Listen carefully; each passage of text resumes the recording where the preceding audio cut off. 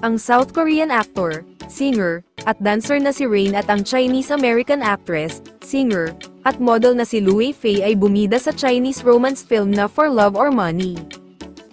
Si Rain na kilala din bilang Jung Ji-hoon ay gumanap bilang Shu Cheng-shu, isang mayamang tagapagmana ng isang multi-corporation, na nagpapanggap bilang isang mahirap na artist, para iperso ang kanyang passion sa sining. Habang si Lu Yifei na sikat din bilang Crystal Lu ay gumanap naman bilang love interest ni Rain na si Xing Lu, ang descendant ng isang fallen noble family. Tinatalakay ng pelikula ang mga tema ng pag-ibig, social class, at personal ambition sa gitna ng isang komplikadong relasyon. Sa screening ng For Love or Money sa Beijing, China, dumalo si Rain kasama si Lu Yifei at iba pang mga kilalang Chinese celebrities sa pelikula.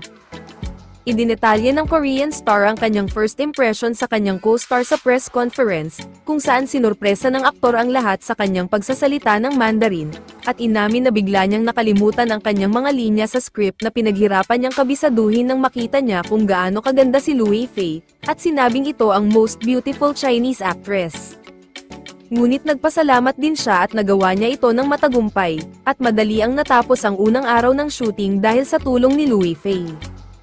Habang si Crystal naman ay big fan ni Rain, at tinawag itong versatile artist, at sinabing sana ay maturuan siya nitong sumayaw. Nagulat din si Crystal nang marinig niya si Rain na nagsasalita ng Mandarin sa set, at nagkomento na hindi niya kayang magsalita ng Korean language para mag-shoot ng movie, pero kaya ni Rain na gumamit ng Mandarin para sa pelikula. Si Rain na bumida rin sa sikat na Korean drama na Full House, ay ikinasal taong 2017 sa top Korean actress, beauty icon, at may princess star na si Kim Tae-hee, at meron silang 2 anak na babae.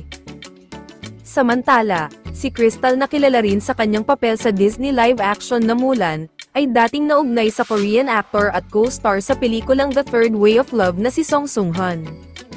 Kinumpirma nila ang kanilang relasyon noong 2015, ngunit naghiwalay din taong 2018 dahil sa busy schedules.